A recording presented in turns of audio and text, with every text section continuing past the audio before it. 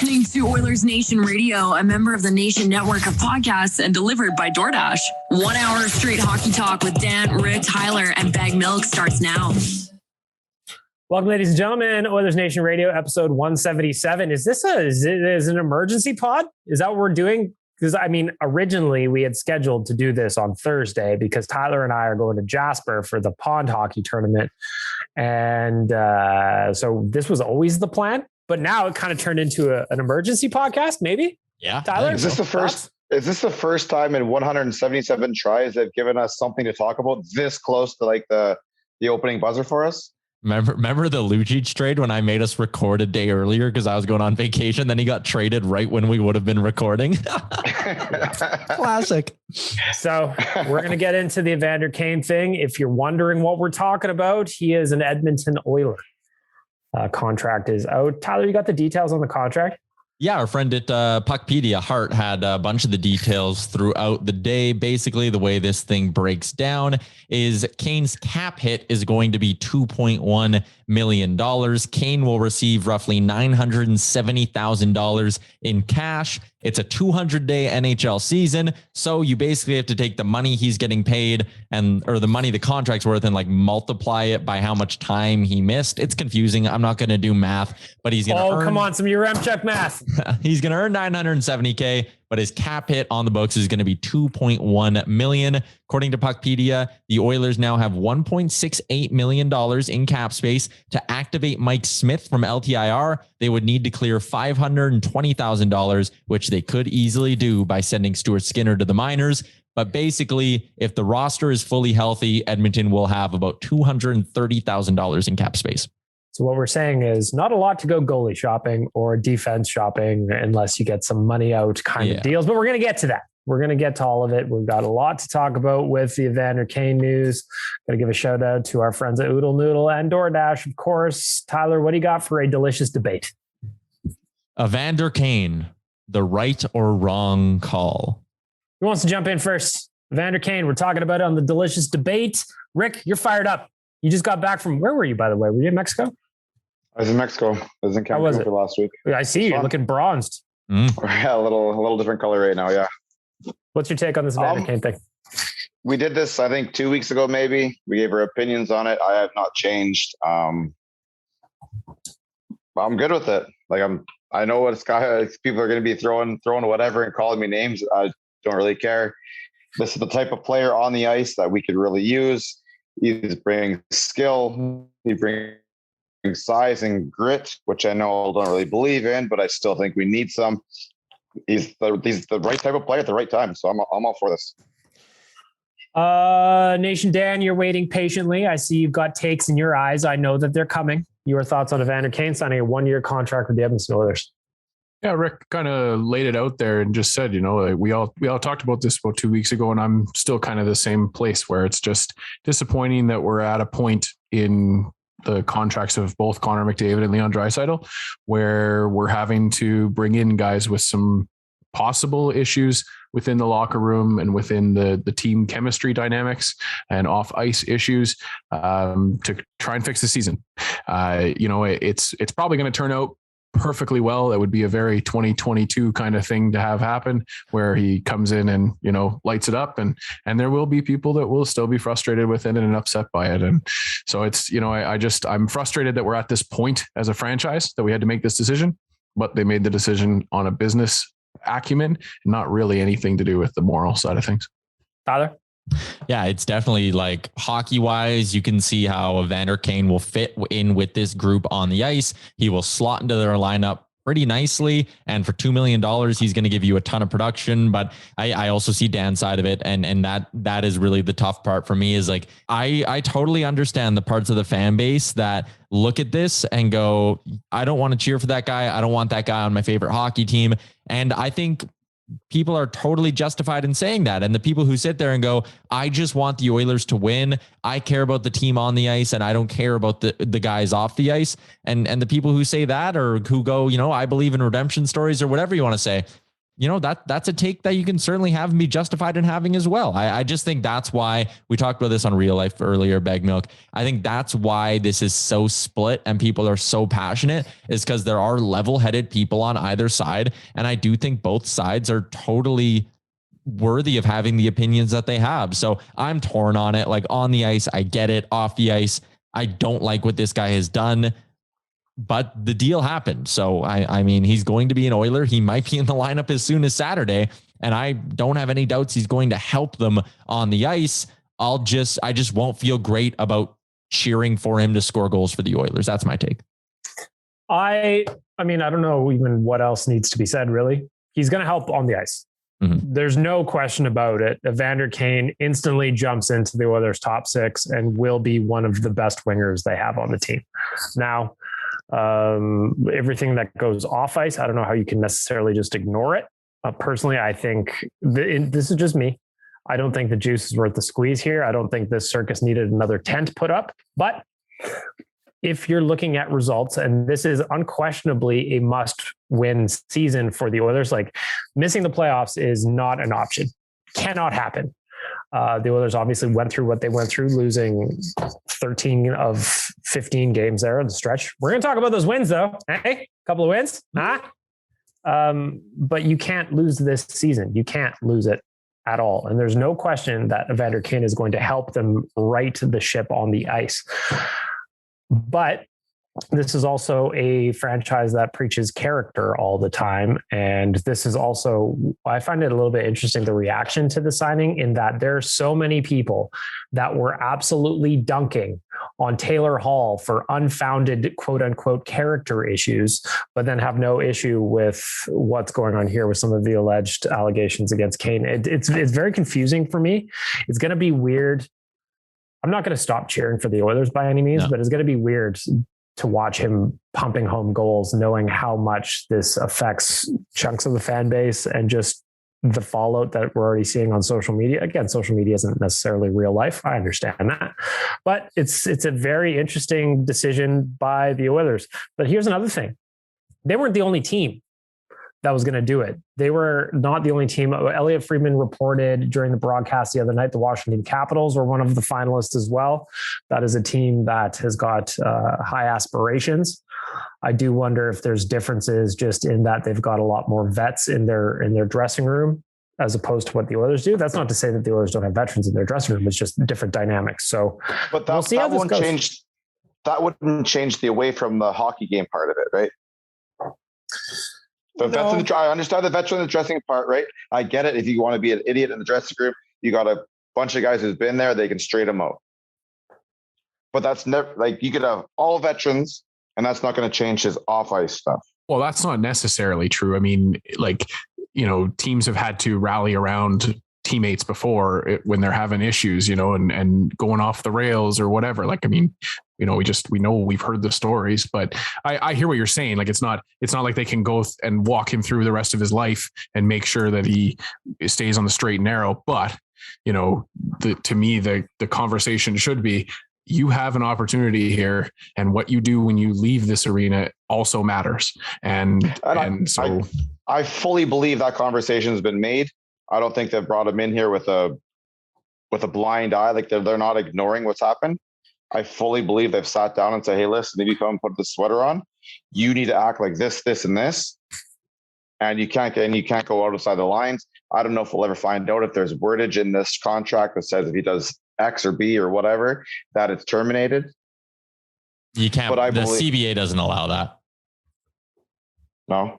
Well, the PA would just grievance with it every time, but unless you could get to a point where, yes, there's a mutual agreement, like there's been hinted in the past about a guy like Milan Lucic, where there's that gentleman's agreement that maybe he will allow his contract to be bought out if he gets ineffective, that kind of stuff. But yeah, you can't say, if you get arrested, I'm going to terminate your contract. That's something that the PA or even any type, like, I mean, you don't even have to get arrested, just to bring any type of Yeah, no, that was just an example. But yeah, negative, like you get a jaywalking ticket. Yeah, it's like whatever they like. There like in other pro sports, there is like Shaquille O'Neal wasn't allowed to drive his Ferrari on highways to Lakers games because he would drive it too fast, and if he was caught doing that, then his contract would be in trouble.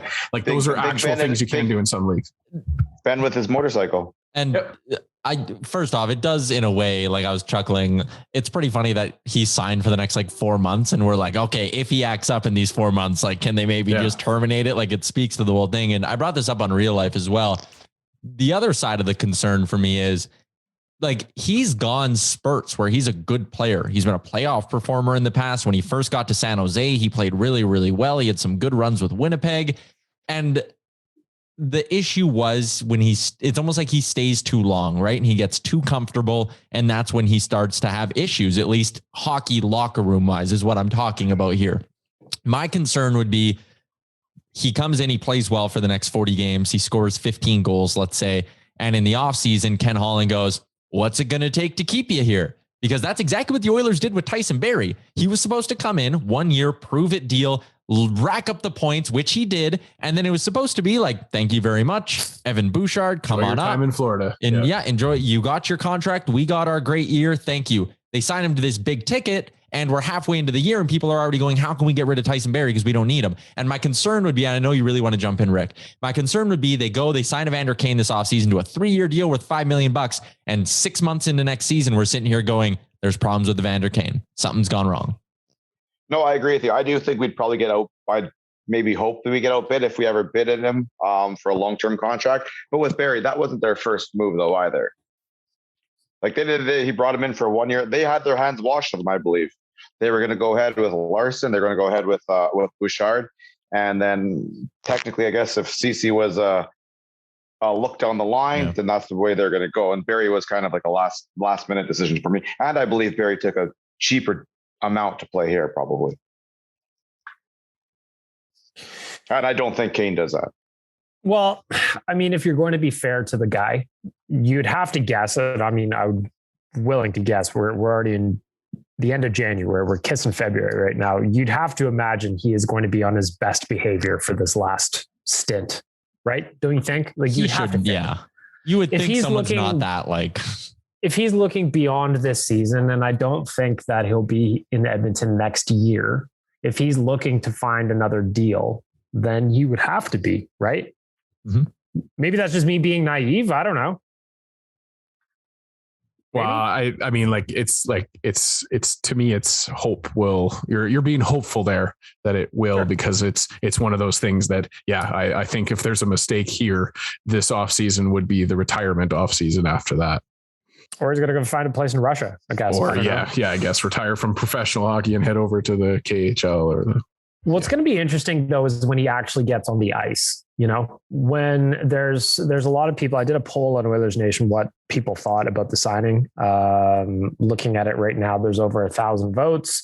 More than 30% are happy with the signing. We've got about 30%. I'm going to refresh this just to get you guys accurate numbers here. So 36% they love it. 12.2% they hate it.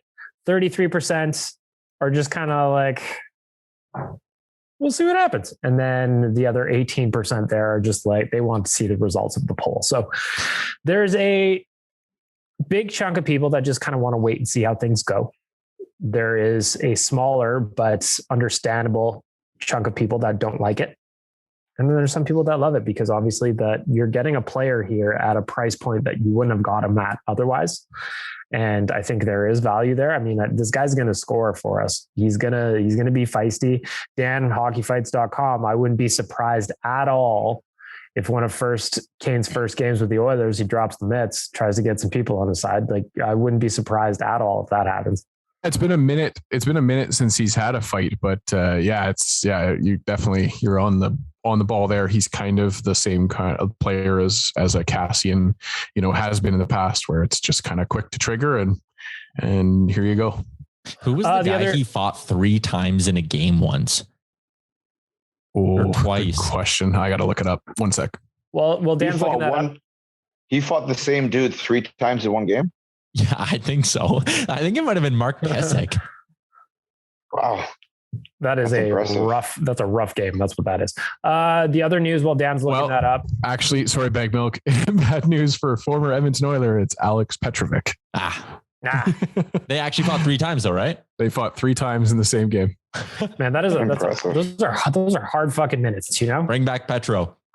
That's perfect. Actually, those will go up on Hockey Fight social media here right away. I've been looking for a 3-pack for a while. So thank you, Tyler. Good catch. 15 minutes in penalties after getting in 3 scraps. That's a rough thing. All right. So the other news that goes along with this Evander Kane, there was a lot of, this probably would have been done weeks ago, but the NHL was doing an investigation regarding the alleged COVID protocol violations with travel that took place in December. The release was no further discipline. And I'll just give me a second. I'll just read the announcement. It's a quick one. The National Hockey League announced today that it has concluded its investigation into circumstances pursuant to which Evander Kane traveled cross-border during the holiday period.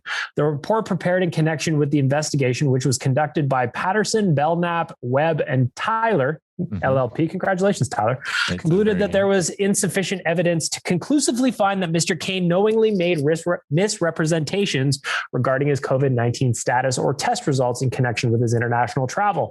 As a result, the league has determined not to pursue any additional league-imposed discipline against Kane at the current time. Kane remains an unrestricted free agent and is currently eligible to sign and play for any NHL club without restriction. So that was the thing where we've talked about that as well on this podcast a couple of times. Well, you're not going to sign the guy if he's just going to get suspended for 40 games or whatever, but that got wiped away today. So we could see Kane in the lineup. Do you think the Oilers would throw him in as early as like Saturday against Montreal?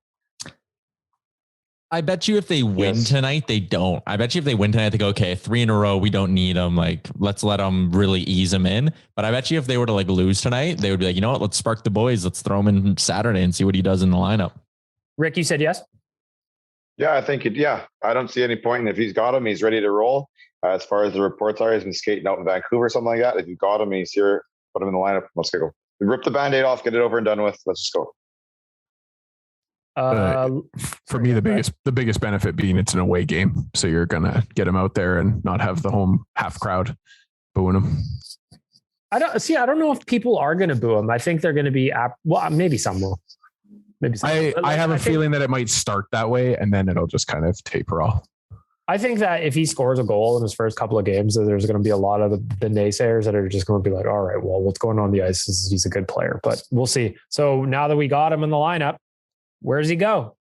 Let's talk some way too early line combinations.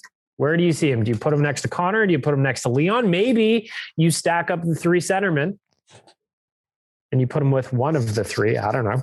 Just thinking out loud.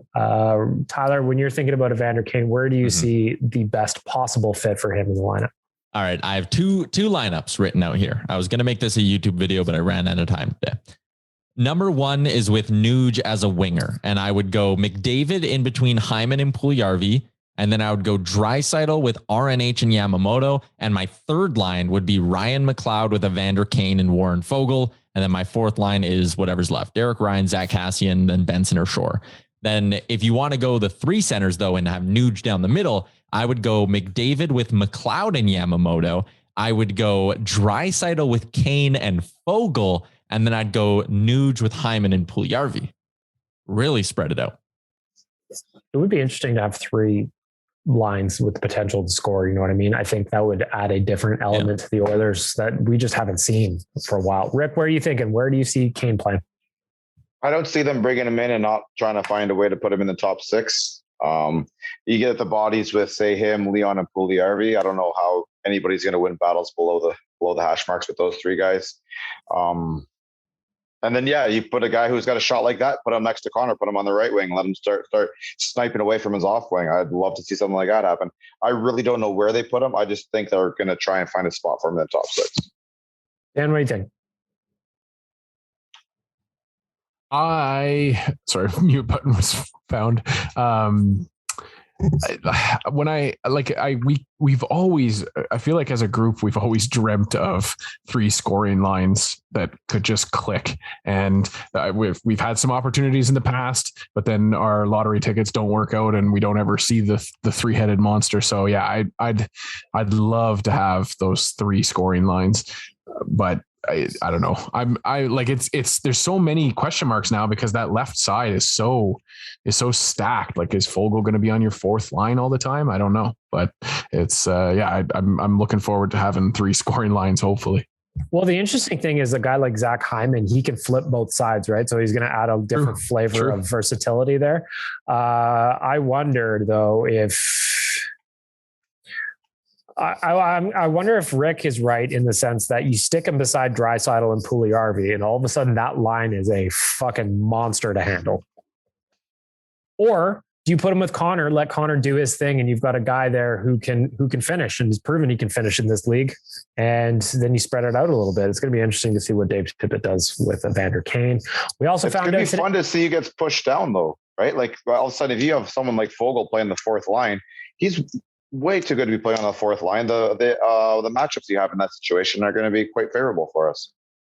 Well, even if you flip, you say you flip Hyman back to the other side on the right, somebody's going to get pushed down there too. You know, it's because all of a sudden you've got Yamamoto, Puljujarvi, Kassian, and Hyman. And if Kassian gets pushed down to your fourth line, then all of a sudden you're like, oh, wow. Okay.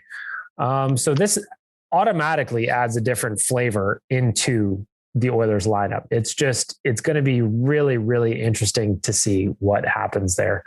And the Oilers needed to work too, because with this signing, they've basically taken away all of their flexibility at the trade deadline to make an addition to net, unless they've got money going out. Same with on defense. So this is kind of like an all-in play almost. I think you'd have some money going out just in the fact that I know it's supposed to be, you're going to talk about it later with Holloway coming up. You're going to have a lot of forwards all of a sudden. Turris' contract kind of goes away. Does that make it a little bit easier to move on from Kassian's contract? Does Shore end up being just a victim of circumstance? I know they like him, but at one point he's not really inside the top 12, and you need kind of the money. Is this going to be 2 moves that help get rid of some guys that I think pretty much all of us would like to see kind of take the QE2 out of here? I think if you're going to make a move now, like you didn't have a ton of wiggle room before. If you're going to trade for a goalie, Koskinen's got to be included and got to be shipped out. And if you're going to acquire a defenseman, Tyson Barrie's got to be included and got to be shipped out. And if you're going to go acquire another forward, Zach Kassian's got to be included and got to be shipped out. And expect to hear the phrase they're in a money in, money out situation, because that's really what it is. That's what it has to be. There's no other way for the Oilers to make anything work here in terms of additions. There's got to be a way where you can get rid of, say, Kassian and not to bring in a forward. You're moving a contract like Kassian, and whether it be a first or something, I don't know, to help go for that goaltending situation. I think goalie's the next thing you have to try and fix. I just think that that's all there is to it. Yeah. I just think that if you're going to move Kassian, you're going to have to add to it. And the team that takes on that cap hit is not going to give you anything of value back. That's my worry. I don't think moving Koskinen is going to be horribly difficult either. Depending on who you move it to. But it's his last year. Still going to cost you something. Like, remember a couple of years ago, Leonard got dealt at the trade deadline, and the Leafs held on to a chunk of his money and got like a 5th rounder for it. So if you're asking a team to take all of Koskinen's cap, it's probably going to cost you at least your 4th rounder next year. I had Frank Saravalli on Better Late Than Never a couple of weeks ago, and he said there is a trade market for Koskinen, but the Oilers are going to have to either pay picks or prospects or both to move it if they don't want to retain any cap. So that was a few weeks ago. That was a few weeks ago now that I had Frank on. So maybe I'll have to check in with him again, but it's going to be interesting to see, because like Tyler said, money in, money out. That's the only way kind of things move right now. And there's still holes that need to be filled. Zach Lang right now, Nation Network news director, is live tweeting some quotes from the interview with Kayla Gray that's going on TSN right now with Evander Kane. One thing that he was asked about was the initial suspension of the 21 games. And Kane said, it was an error of judgment on my part. I understood the severity of it and took the punishment on the chin. I shouldn't have put myself in the situation. I don't have any excuses for it, and I've learned from it. So here's hoping that that's actually true.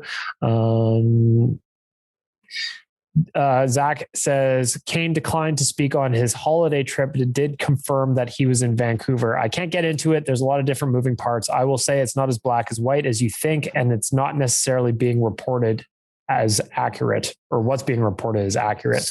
And there we go. So we'll check in with Zach as well as he continues to work on that. But looking at our traffic coming into Oilersnation.com, this news is touching everybody. And it is something that we'll be discussing for the remainder of the season as Kane now settles in. I also want to give a shout out before we move on to our friends at Cornerstone Insurance. For 90 years, 4 generations, they've had all the products you've ever dreamed of to make sure that you're cared for in terms of insurance, auto, residential, commercial, life insurance, whatever you need. CornerstoneINS.ca, CornerstoneINS.ca. Citizens of the nation, you get yourself a little discount there. Got it? Good. Everybody's excited. I do want to move on from Kane a little bit because this past week we had something to cheer about. The Oilers won not once, but twice. And they did it in resilient fashion, coming back against both the Flames and the Canucks. Now the Canucks game, yes, they had a bunch of players out. They were playing their 4th-string goalie, but still, the Oilers found a way to win a game that they were supposed to win. They got it done against both the Flames and the Canucks. It always feels good. Lighten the mood around here a little bit. The vibes are a little bit brighter. And I think we all needed that. Dan, looking at those 2 wins, what was your takeaway? Was either more impressive to you than the other? Both, you liked them both? Or what were you thinking in terms of the wins this week? The Flames game I thought was a good kind of emotional statement game for this team, especially where got the first 2 goals against, and you start to feel like, and we've seen with the Flames, they've been able to run away against some pretty good teams just in the last week. So had a lot of dread there, and I think they really turned it around and deserved that win by the end of it. So as opposed to this last game where. I don't know. I guess we got scored on again, right? Scored on again first. Love it. 10 games in a row. And they were able to overcome that again. It's starting to not feel like the dagger that it was for those 12 or 14 games that we played. Numb to it. Yeah, I guess. And yeah, you're right. Once you get that 14th and that 15th stab wound, it just doesn't hit the same, but you just don't have enough blood left to give. But yeah, it just felt a little different to me. You still are, would like to see them come out and actually be able to put away some pucks, but the effort at the start of the games has been markedly better. Tyler, 2 wins, much needed. Oilers, again, I think that one thing I want to say is Koskinen was great both games. Oh, absolutely. Sorry. Yeah, he was fantastic. He deserves some love for those. What did you take away from those 2 wins? Yeah, Dan, the rush of going down 1-0 isn't good enough. That's why they're going down by 2 now. They're like, damn, we need to feel something to get back into this hockey game. By the time we're in the playoffs, it's a 6-0 spot start we're doing every time. And they're like still winning games. They just need it. They need to wake up a little. The last 2 games have been good. Like a huge comeback win against Calgary that I think just really, really meant a lot for the fan base as well. To get out of the losing streak by beating the Flames was just like, it was like a double jolt of energy for everyone, and a really, really solid comeback win against Vancouver that, you look at the things that were ailing the Oilers for a while. It was depth scoring and their power play had gone cold and goaltending as well. Okay, well, Koskinen slammed the door for the majority of that game. You got a goal from Ryan McLeod, who was on the 3rd line when he scored it. And you got Leon Draisaitl just after a power play expired. Like it pretty much should have counted as a power play goal. So a really, really solid comeback effort. And the part that worries me is that they lost 6 in a row in December. They won back-to-back, and then they lost 6 in a row again. So I think this next run of games here, not necessarily tonight against Nashville, but against Montreal and Ottawa, you need to show that you're a new team and that you've taken a step forward. Don't go back on another losing streak now. Like keep kind of plowing forward and get 2 of the next 3. I also think, though, I think tonight's game against Nashville, and we're not going to talk about it too much because by the time this podcast comes out and you listen to it, the game's probably over. But Nashville, to me, is a team that the Oilers have handled very well over the last couple of seasons, and we shouldn't be looking past this game as maybe they lose, maybe they don't. This is a game they need to win. They need to get back on track. They need to make sure that those games they have in hand are turned into wins. They need points, and the Predators are a team that Leon Draisaitl has fucking stolen their lunch money for the last 2 years. I personally have put a couple of shekels on over 1.5 points from Leon tonight. I'm expecting it. I think this is a game that the Oilers can win. And then if they win tonight against Nashville, they can carry some more confidence into Saturday against Montreal. Montreal fucking sucks. Ottawa just lost their best player. He fucking sucks, or they fucking suck. So these are games that the Oilers need to win. Rick, looking at this next little bit, we've got Nashville tonight, Montreal Saturday, Ottawa Monday. What are you thinking? Honestly, I tried not to get too down during that losing streak. I saw a lot of things that were good. I saw a lot of things that were bad. I tried not to get too excited at the very beginning. That's maybe a little bit harder to do, but I've never really believed that they were what they were at the beginning. Never really believed what they were on the 15 games, 16 games, whatever the hell that was. I was happy to see them get out of it, but there was no extra cheering. It's just get back into the swing of things, get that monkey off your back, start playing like they can. This next couple of games, you're right, but it doesn't mean any more to me because of what happened 15 games ago. These are games I expect to win anyways. This team needs to look at everything in this league and say, hey, listen, we can beat any one of these guys. We have two of the best players in the world on this team. We could go out there and play with anybody. And regardless of what happened yesterday, they need to keep moving forward. So I have no different expectations about these three games coming up than I did, say, if we talked about this at the beginning of the season.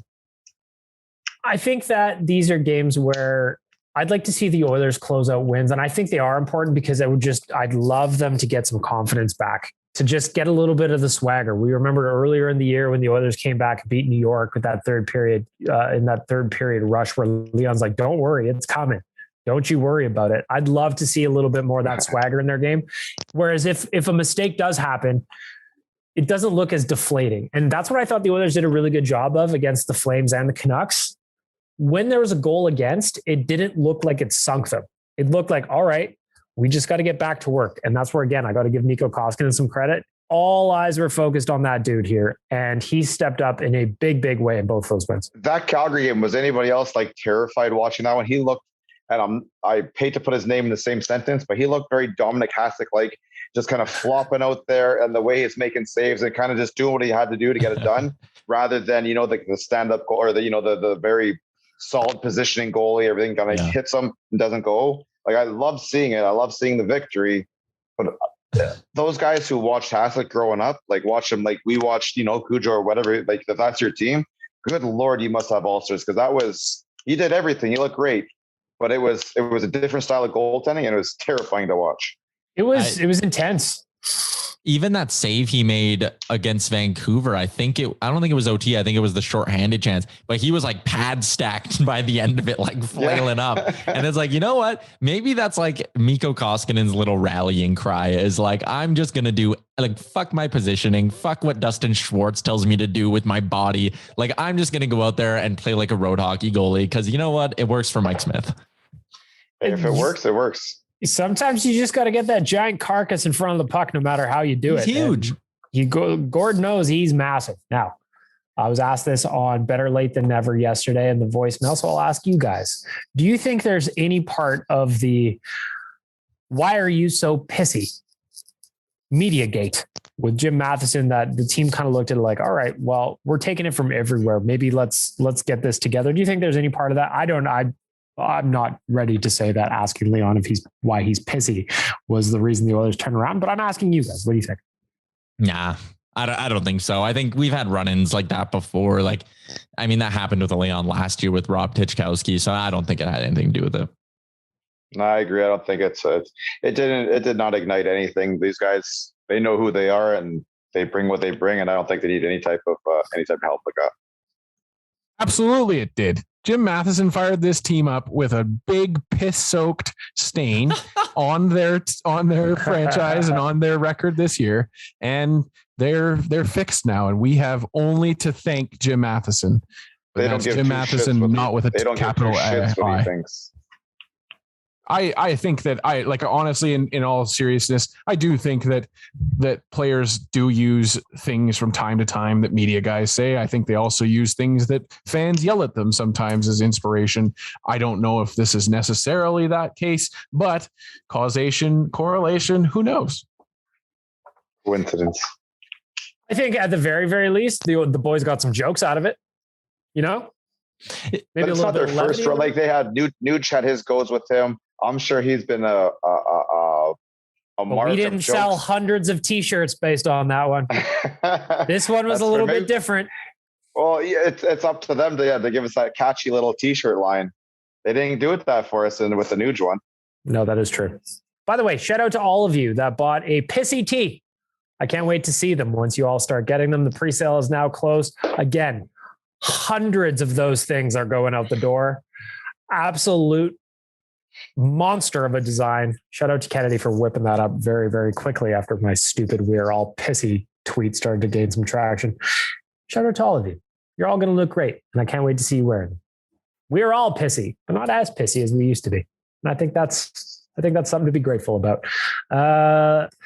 Real quick, because I don't want to spend too much time on tonight's game against the Predators, because this will be a little bit late by the time it comes out. Just around the horn real fast. What's the score tonight against the Preds? I'm starting it off 4-2 win for the Oilers. I am always on brand. Tyler. 4-3 in overtime. For the Oilers. Rick? I'm going to go something a little bit higher. We know what it's like having Koskinen run a couple too many games in a row, so I can see a couple getting past them, but I think the offense has that monkey off their back. They're not grip the sticks too tight. I'm going 6-4. Dan? Edmonton. I'm going to say that this is a bit of a letdown game, and we're going to say 5-3 Predators win. Fade Dan. That's what we're all doing today. We're fading Dan. Mm-hmm. Sometimes you got to. All right. As we do every week for our friends at Buster's Pizza, I've got a crop of questions from you, the lovely Oilers Nation Radio listeners. I'm going to ask the boys. They have not seen these. They have not heard them. You're going to get their first thoughts on how this works. If you go to busterspizza.ca, find a location near you. I promise you there is one. If you live in around Edmonton, guaranteed. Get a pizza, get a donair. All of them delicious. Maybe even put your donair on a pizza, eat that, invent something new. I don't know. Whatever you want. BustersPizza.ca. Go check them out. All right. I am looking at my screen here. Rick is actually up first on my screen. First question for Buster's Pizza and Ask the Idiots. The 06 Oilers at the deadline traded to help out their offense and definitely their goaltending. Who do you want to be our Sergei Samsonov and Dwayne Rolison at this year's deadline? I think our Sergei Samsonov is already here within the Kane or Holloway edition. I don't see them going after a lot of forwards after those two guys come up. Shit. You know what? When it comes to the Roley, I don't give a shit what his last name is. I just need results between the pipes. There's obviously numerous goaltenders out there you can go for, but literally it doesn't matter what his last name is. Just give me a guy who can come in here and play that number one spot. And shout out to Mike Comito, actually. I think it was yesterday or the day before marked the anniversary of Kevin Lowe going out to get Jaros Spacek. So that was a January trade. Tyler, who is your Samsonov or Dwayne Rolison? Who's your targets for the deadline? Like the Dwayne Rolison side of it is like, for me, that screams like a veteran guy, right? So I don't know if there's necessarily that, but the two goalies that I would like to see brought in are Vitek Vanacek or Ville Husso. But I will say, I did a YouTube video on this. It's not out yet. It'll come out this weekend or later. I don't know when. But someone sent in a suggestion about how the Oilers could get Darcy Kemper. And if Colorado is actually interested in Fleury, to make the money work, you would assume either Kemper or I guess Pavel Francouz would have to go back the other way to Chicago. And if Chicago has Kemper, a pending UFA, they don't need him. So maybe that's the way the Oilers could still work a way to get Darcy Kemper. But realistically, I like Husso. I like Vanacek. But if you're asking me for my Dwayne Rolison pick, I'll go ahead and say it's Braden Holtby from the Dallas Stars. And my Sergei Samsonov. Oh, God. Who's even out there? I'll say it's Jake DeBrusk. Mr. Nation Dan. When it comes to goalies, I think that the Dwayne Rolison edition it could only be fitting if it came from the Minnesota Wild and it was one Cameron Talbot. And we brought back the dad bot and he came in and led us to a championship. That would be a very Rolison-esque kind of storyline, obviously not with the same revisit. And then when it comes to forwards, Sergei Samsonov is such a challenging thing to put on Ken Holland as a GM, because that was one of the greatest pivots that a GM has ever done when Kevin Lowe did all the trades he did in that 2006 run. But yeah, I would say would be an interesting name is a David Perron comes in and lit it up for us, a la Sergei Samsonov. There's 2 retreads for you. I wish. David Perron ain't going nowhere. I'm just going to say, I'm with Rick. I think that if you're looking for offensive additions, you got it today. So that's Evander Kane. As for a goaltender, now with Kane signed, I just don't think that they do anything with the goaltending at all. How's that? Good. Question number 2, Ask the Idiots for our friends at Buster's Pizza. Tyler, you're up first. Chychrun for Barry, the first pick, and Broberg. Who says no? Maybe some Morikov instead? Can we push next year's first? That's money in, money out. I do that trade in a heartbeat. Yep. I do it if I'm Edmonton. Yeah. Like it's a lot to give up, but you're getting a legitimate high-end NHL defenseman signed for 3 more years to a reasonable cap hit, and Barry's money's out the door. That makes sense. I'm just struggling a little bit if that's enough from Arizona's perspective. Like they're getting Broberg, but you don't know how they view Broberg, and you don't know if Florida's going to step up and knock that offer out of the park potentially, right? So I would say that in this moment, Arizona would say no. But if Edmonton were to hypothetically land Jacob Chychrun, which I don't think they will, I think that's the package it would look like. Rick. Yeah, I think I'm right there with you. I think the Oilers would make that move. There are just some question marks when it comes to Arizona's perspective on either one of those 2 defensemen. I think if you bring in like a guy like Chychrun, then you can actually give up a Broberg or Sam Rukov for that matter. I think the Arizona would be a little more skeptical to make that move. Dan, you said you'd already do it? Yeah, 100%. I would do that just because you're solving a problem going forward, like Tyler said, and you've gotten rid of Tyson Barrie money in the meantime. Wasn't the question who says no? That was Arizona. There was, I think Arizona says no. 6 or 7 questions in there. But I say yes. I would say yes too. I think that I'd like to win now. I'd like not to wait for later to see what Broberg may or may not be. That doesn't offend me. Starting with Dan on this one, Ask the Idiots for our friends at Buster's Pizza. From the past 5 seasons, so you got to think back to the past 5 seasons now. Who's a 4th line player you would pick to replace one of our current 4th line players? Patrick Maroon. It's every time for me. I miss what we had on this team with a Patrick Maroon. So for me, it's Patrick Maroon. Tyler. I really like the Maroon pick. I think that is a strong selection. This is a question that I don't really have an answer for off the top of my head because it's oddly specific.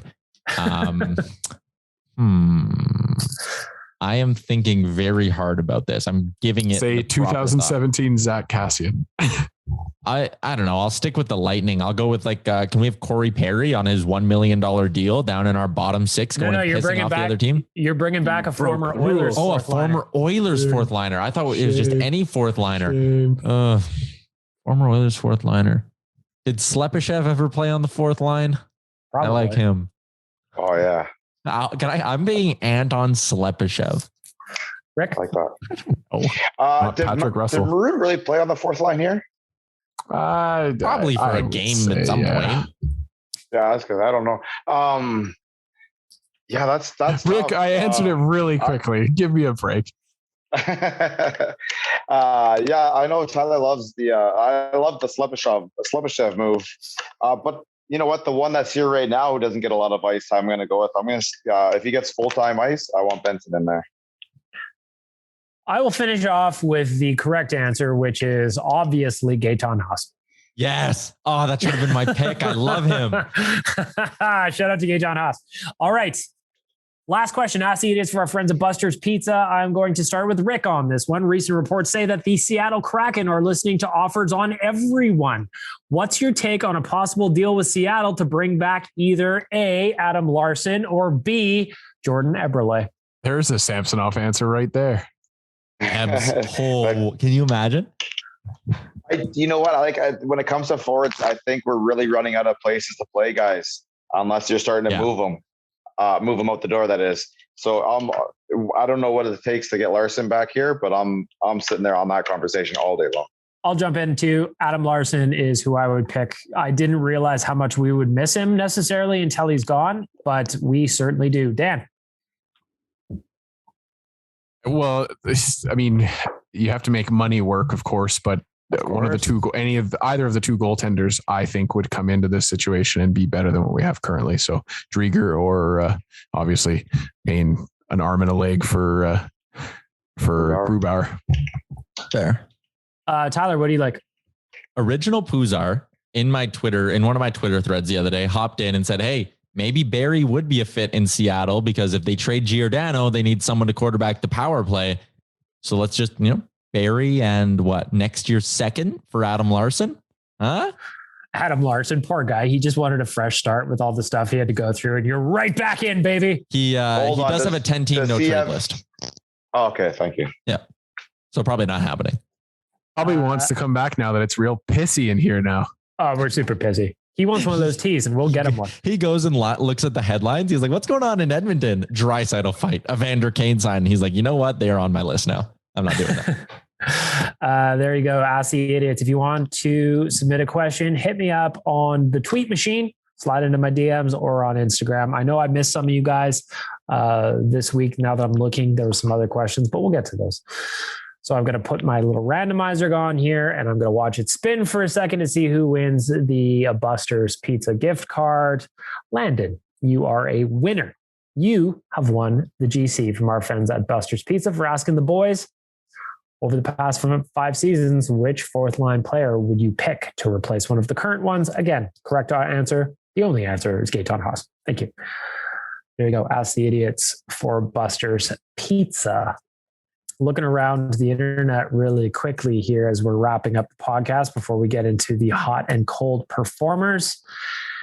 Chatter around the Oilers is sky high right now. And if there's one thing that I hope this Evander Kane signing does, is it actually helps contributes to some wins here, because nothing will shut people up about the Oilers quite like having wins on the board.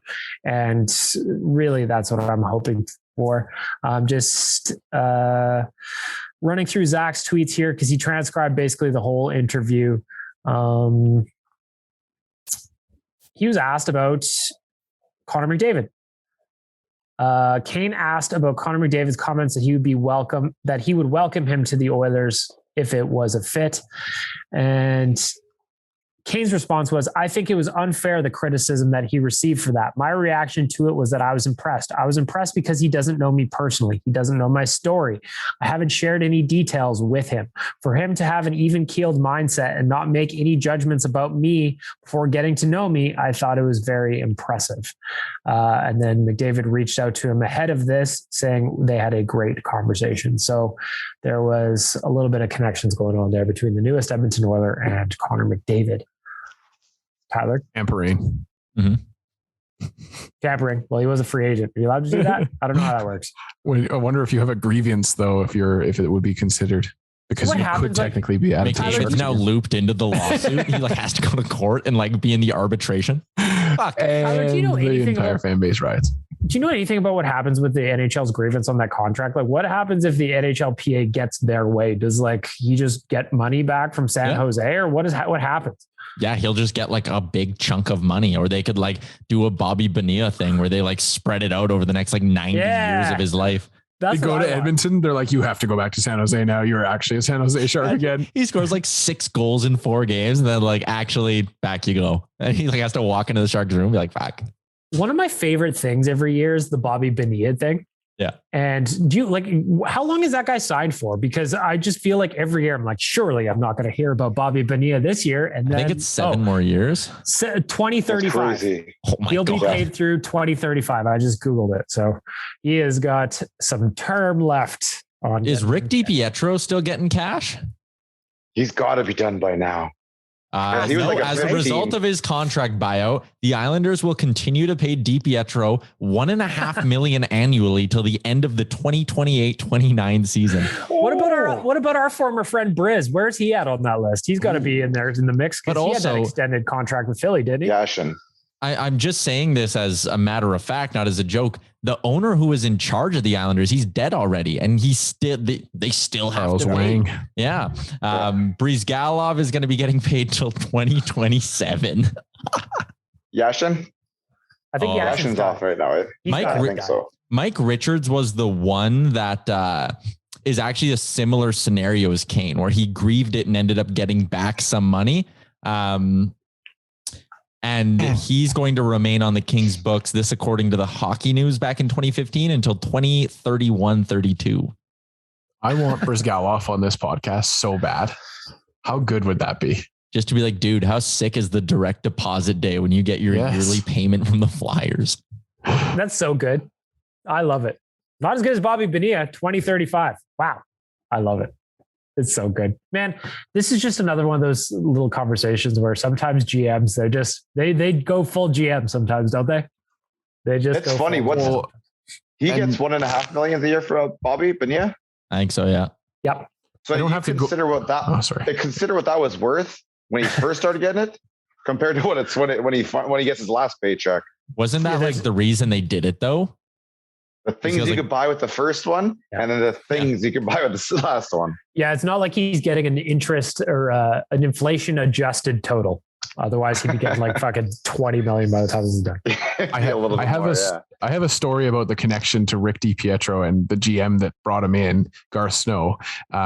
For the other company that I've worked for in the past in the sports industry, they called Rick DiPietro, one of our writers called him often injured, and Garth Snow called and canceled the contract with the company because they called him often injured, and they predicted they would lose the game 6-0. They lost the game.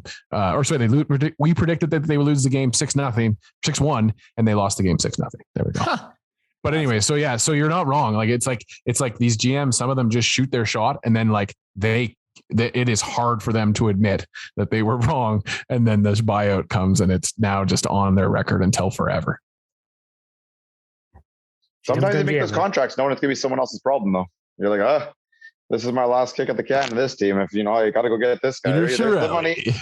Nope. You're going to let me sign some more contracts before I get out of here, Bob? Sure thing. I don't want to talk about that anymore. All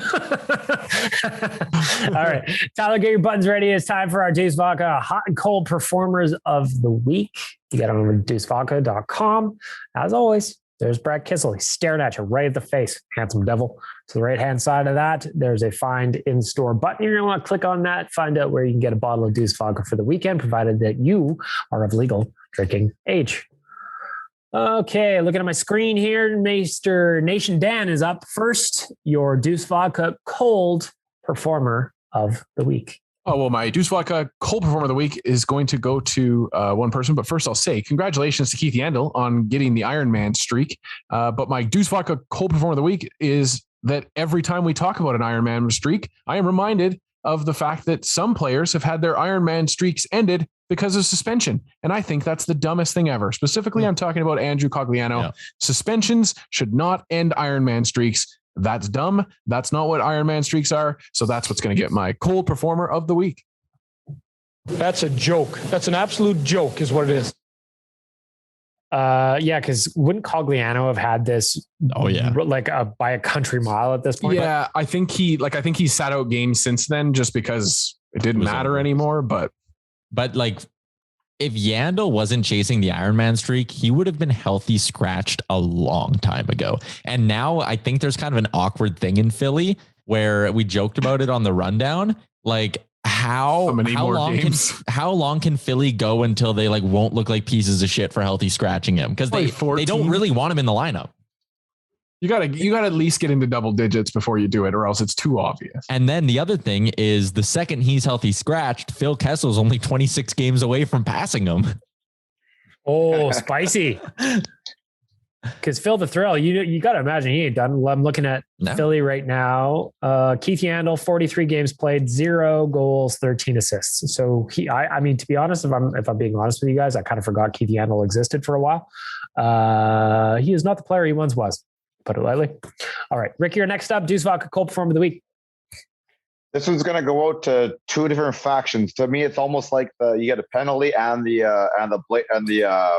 the diving call at the same time. So this one's going to go to the NFL and their playoff overtime rules, but it's also being handed out to the Buffalo Bills and whoever's calling their defensive plays. The Bills knew what the overtime is. They allowed it to go to a coin flip.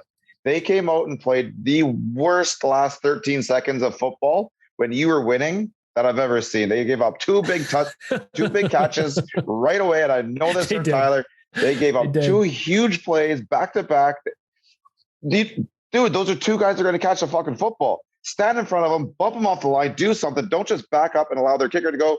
But that's exactly what they did. They said, let's go to overtime. And then at the end of the day, those overtime rules are garbage as well. So I got to give it to both of them, whoever was calling the Bills defensive plays and the NFL overtime in general. Just so you guys know, while you were saying that, Rick, I pinned Tyler to my screen. So I've got big Tyler while he got to sit there and listen to you shit on the Bills. Tyler, I will allow you a quick rebuttal to Rick's Deuce Vodka coldest performer of the week. I'm so sad. It sucks. We have done I don't think it's even the led astray, run amok, and flat out deceive. I'm not even blaming the guys on the field, and I dislike that team. I think who made those play calls just completely wrong and just was accepting the fact that, hey, let's go to the coin flip. As somebody who just very much enjoyed the game because it was fun to watch, Tyler, I'm sorry. Yeah, that's tough. But hey, listen, that is a very Buffalo Bills way of doing things. I've been a fan of that division. I'm fully aware of that, Rick. Dude, you understand what happened in the 90s. How would you handle it if you were alive in the 90s at this age when they went back to back Super Bowls and won none of them? Yeah, probably wouldn't have handled it well. Yeah, you know what Bill stands for, right? I don't know want what Bill stands for? Say this. Boy, I love losing Super Bowls. Okay. BILS. Who's up next? Tyler, next up. Deuce Vodka cold performer of the week. Nice. Someone on this podcast I might want to give it to. Holy shit. No, I'm going to give it to the news out of Arizona that they're considering playing in the ASU stadium that holds like as many people as the rec center in St. Albert. It's ridiculous. Like, how can this keep happening, man? Like this. Come on, Arizona, let's figure it out. Like, either you want to own a team and you build a proper damn rink, or you pay rent properly in the rink you currently have, or we just pack you up and we move you somewhere else. I don't even care where. Arizona, come on now. What the hell is going on? The absolute best part about it for me is that it's 3 to 4 years of a lease. It's not like a temporary location. It's there until 2020. Yeah. 6. I thought it was that term so they could build a place. Well, yeah, but 5,000 like years. Like, surely you could find something better. I get that's terrible. I understand that part's terrible, but I thought the term was so. We'll just rent this place out for a little while, which horrible decision, and then they'll be in the process of building a place. So this bullshit can kind of go away. They should just make them like the Harlem Globetrotters, and they just like don't have a home. Like they just play 82 road games. Yeah, I mean, like if you got to think too, like when other owners of NHL teams saw the news, they're like, "You got to be fucking kidding me! 5,000 people."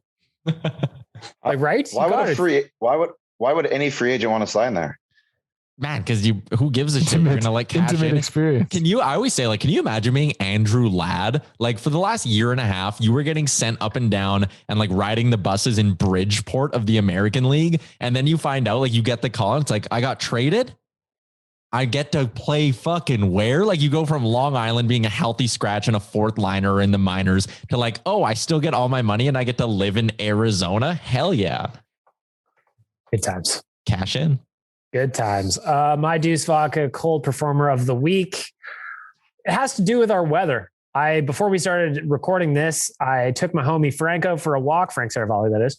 And the sidewalks in Edmonton they're death traps in some places. And if you've got a dog that's got the 4x4 pulling like mine does sometimes, he gets excited when he's out there.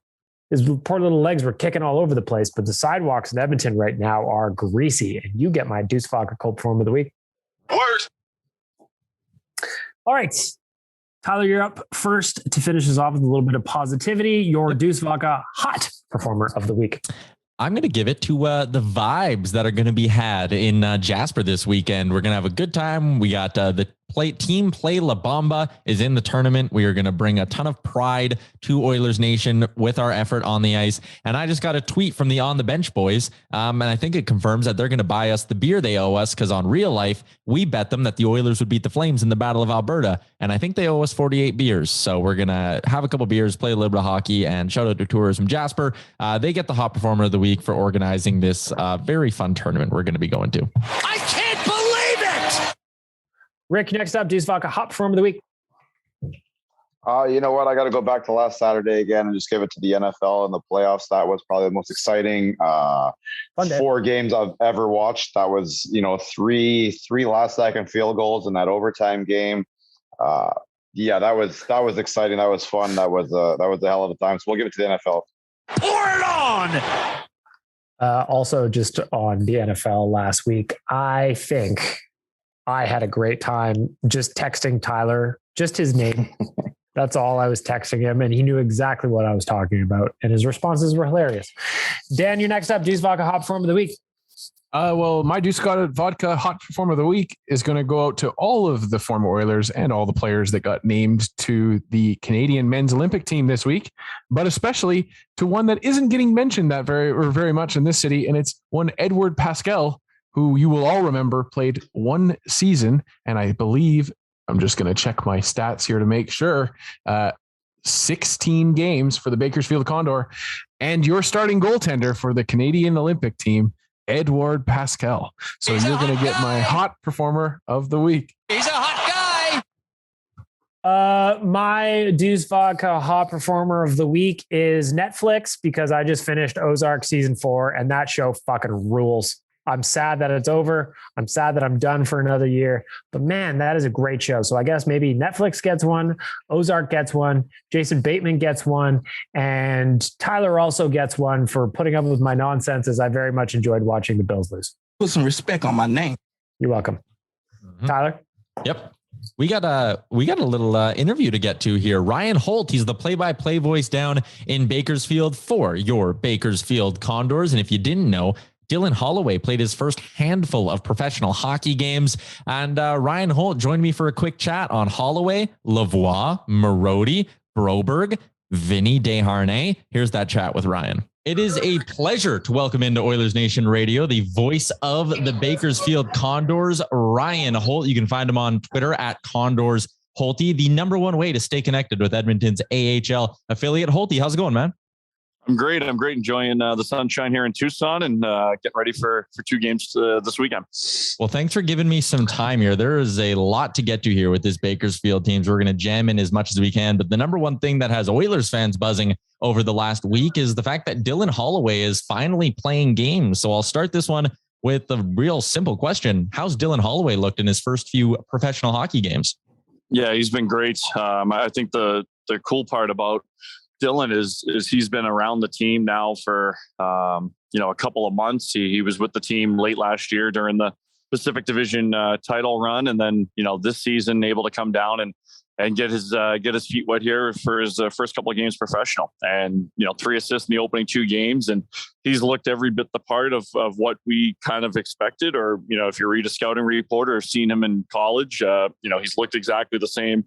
In that regard, elite level skater, a kid who, can really possess the puck and change games offensively. He's drawn, I think, 3 power plays already for the team in 2 or 3 games here.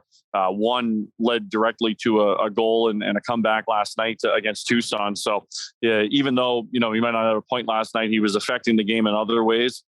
He's on the power play as well, too, with, when Broberg's here and Griffith and Marody and all those cast of characters. So great to see, him get going here this weekend, and, look forward to big things from him. He's going to have a lengthy career, and this is just the start of it.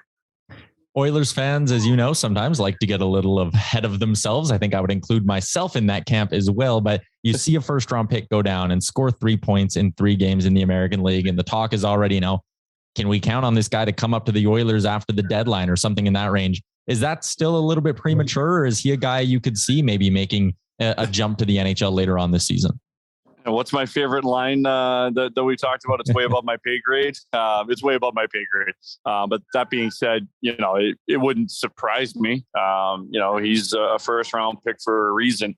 You draft guys in the first round, and especially in the top half of the first round, those are bona fide NHL players. Those aren't guys you're hoping become NHL players. Those are guys you need to become NHL players and need to become impact players in the NHL. Guys like Bouchard and Yamamoto over the last couple of years for Edmonton. Puljujärvi has, developed into one as well too. And now you're kind of seeing that second wave, at least here in Bakersfield, of first rounders with Broberg and with Holloway coming through, early second rounders like McLeod and, a couple of other players like Lavoie starting to come and come to the forefront. So do I think it's possible? Yeah, I think it's possible. Whether it happens or not remains to be seen, especially in this era of hockey. It's day by day for just about everyone. And, looking forward to seeing what happens the rest of the year with them. And, selfishly want him in Bakersfield as long as possible, but, we'll see how it goes. Another guy who was, up for a little bit in the NHL, but is still having success down in the American League is Philip Broberg. You mentioned his name. And the thing I notice here, and a lot of the people who maybe don't watch him always say, oh, he's going to be a shutdown guy. He's going to be a shutdown guy. Then you look and he's got 17 points in 24 games. You mentioned him playing on the power play as well. Is the offensive side of Philip Broberg's game something that has maybe taken a step forward this season? Yeah, he's benefited a little bit, and we have a pretty good power play, and he's benefited a little bit by being the quarterback of the top power play unit. He's got two shooters on either side of him with Cracknell and with Griffith, Marody as kind of an option, and Malone down low as well too. So he's kind of benefited a little bit from the power play. So I would say that the offensive numbers are skewed just a little bit just because of the offensive side of things. But that being said, he's playing 20, 24 minutes a night. He's playing with Vinny Desharnais on the team's top pairing, and they've been tremendous. And, for my money, one of the top pairings that I've seen in the Pacific Division. So he's doing everything right. You got to remember, too, he's, 20 years old, and, I think he turns 21 this summer. A young defenseman, still coming into his own. He's very mature for his age. He looks the part, he acts the part, a guy who's, going to have another lengthy career in the National Hockey League. It's just getting going here in Bakersfield. And, for him to be the number one guy here in Bakersfield this early, I don't even think it took Evan Bouchard, a little longer to get going, but kind of the same trajectory of both of them, I think, two different style defensemen. Broberg has a defensive side of his game that's, been really polished. And one thing about Phil is he's so good at kind of being a one-man breakout out of his own end. He makes a great first pass. He's a smooth skater as well, too. So that area of his game is what's going to translate at the next level. Is he going to get the power play opportunity that he does here in Bakersfield? I don't know, just based off other numbers up in Edmonton. But that being said, we'll gladly take him here in Bakersfield and gladly put him on the top power play unit. You mentioned his partner, Vinny Desharnais, and Bob Stauffer sent out a tweet yesterday, I believe, talking about how he's a guy who's on track to earn an NHL contract in 2022. I mean, he's 6'7". That jumps off the page at you, and I'm sure it catches your eye very quickly on the ice as well. But he's not exactly a household name amongst Oilers fans. Can you give us maybe an intro to who Vinny Desharnais is as a defenseman? We've done this a couple of times now with, defensemen that are kind of under the radar here over the last year or so. I think last year I gave you Marcus Niemelainen, and I won a finder's fee on Marcus for kind of putting him on the radar. So gladly we'll put, Vinny on the radar. Vinny's a heck of a defenseman. He's a defensive defenseman first, just because of his size and his ability in his own D zone. And he's a great penalty killer as well, too. He's had an opportunity here this year to really flourish. The team doesn't have a veteran defenseman. Vinny's the most veteran defenseman on the team in the American Hockey League. And he's played, I think he just passed 70 AHL games this past week. For Vinny to be the top guy in terms of, veteran, games played in the American Hockey League is a tremendous, weight to carry. It's an honor, I think, for him to kind of be a young, veteran in this league, I guess, if you will, because you have so many young defensemen on the back end, and he's really been kind of the rock that's kind of gelled everyone together. And he signed a 2-year AHL deal this past summer. He's the guy who 2 years ago was in and out of the lineup down in Wichita in the ECHL. And, listen, Dave Manson's, I can't say enough great things about Dave Manson and the coaching staff. And, Dave in particular, what he does with the D core. But I think you can look at Vinny Desharnais and obviously the work he's put in, as a defenseman, as a top pairing defenseman in this league. But the work that Dave Manson does in bringing guys along, and Nima Linen's in that fold as well too, that maybe we're on the cusp. Maybe if they didn't have a Dave Manson, would it have turned out this way? I'm not sure. But, Vinny's, I think he's plus 12 or 13 in his last, 5-6 games. I know plus minus isn't all it's cracked up to be, but, at this level for him to do what he's doing right now, and he's chipped in some offense too, which is just a bonus. I can't say enough good things about Vinny Desharnais. Kind of moving down my checklist of players I want your take on. Raphael Lavoie is a guy who is more of a household name amongst Oilers fans. What have you liked in Lavoie's game so far? And maybe what are the areas, if fans are going to sit down and watch him, that they should be looking for him to maybe improve on if he wants to one day make that jump to being an Edmonton Oiler? Well, I think he shoots the puck, 24 hours a day. I don't think he ever takes an opportunity not to shoot the puck. So that's first and foremost, and Raf's really come on here this season. He started, slow. The season didn't start the way he wanted it to. I think he went a solid 15, 16 games without a goal. Wasn't really getting a sniff as well too. Wasn't creating opportunities. And then something just clicked in mid-December, and not only just the shot totals and the ability to create chances, but it's his whole game as well too. He's had an opportunity to play with Adam Cracknell and Seth Griffith, two guys who, do it right every day, and show up with their work boots on, ready to go. And I think that's one area of Raf's game that's really come on here over the last couple of weeks. He's got 7 goals, I think, in his last 14 games, and, has really started to get onto the point pace that, he was on last year when he was so effective as a late call up, I guess, for the Condors and help the team in the postseason run. So, I think he's figuring it out, and I think it's great to see. And I talked with Jay Woodcroft yesterday specifically about him and just the coaching staff in general. When you have players who start at point A and you want to get them to point D, it might go B, C, and then back to B, and then back to A, and then up to C, and then eventually you get to D, and eventually you get to see them live out their dream in the NHL. And I think for Raf, it's, it hasn't been a straight line, but at the end of the day, I think it's going to make him better as his career progresses. And again, another 21-year-old we're talking about here, and a guy who is going to play games in the National Hockey League and hopefully become a full-time NHLer in the near future. Last one in terms of specific players I wanted to hit on with you is Cooper Marody, a guy who's not 21 anymore. He's up to 25. He was up in Edmonton for one game, grabbed an assist as well. And yet he's never really gotten another look this season since that game, even though the Oilers have faced injuries up front and have been looking to add some depth scoring as well. Are you maybe a little surprised that Cooper Marody hasn't gotten another shot? And how important has he been to that Condors team this year? One, he's vitally important to this team and this team's success. Mm-hmm. As he's grown up here in Bakersfield, he's turned in from a rookie that's had, good numbers and become, kind of a rookie budding superstar. And now he's turned into, he's not a veteran in that sense, but, he's one of the older faces. He's one of the guys who's done it right for the last 3 or 4 seasons here in Bakersfield. When he's been healthy, he's been one of, if the most dominant, forward of his age group. Certainly, he's top 5 in the AHL in scoring since he's been in the league. And unfortunately, this doesn't just happen, in the Oilers organization. It happens in many organizations. You kind of get these, and I'll call them tweener type of players, guys who, can they play in the NHL? Yeah, they can probably play in the NHL. Do they maybe need, a top 6 minutes or need an opportunity, to kind of show their skill? That might be the case, and that happens every now and again. It's not like you can just throw a guy on the 4th line and ask him to do a role that he hasn't done. But with that being said, Coop this year has been one of the top penalty killers for the team. It's another penalty kill that's in the top 5 in the league. Coop's a big part of that. We saw that last year with Tyler Benson too. Again, just, avenues for them to be able to get to the NHL and stick. If it's not, with Connor, with Leon, with Nuge, is it, an opportunity for them to go up and be able to be a penalty killer, be able to give you 7-8 minutes a night and be effective in that role. And, you're seeing it with Benson, McLeod, and trying to find their way with limited minutes to, be able to still have the impact they had in the AHL. I mean, Coop plays 19, 20 minutes a night here.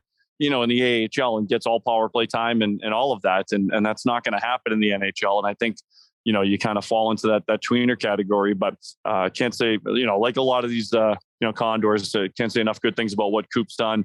Really impressed with the maturity that he's handled kind of the situation he's in, because it would be easy to be frustrated, but he just keeps going and putting up points and, came off the COVID list and notched 2 assists last night. So he's doing what he usually does.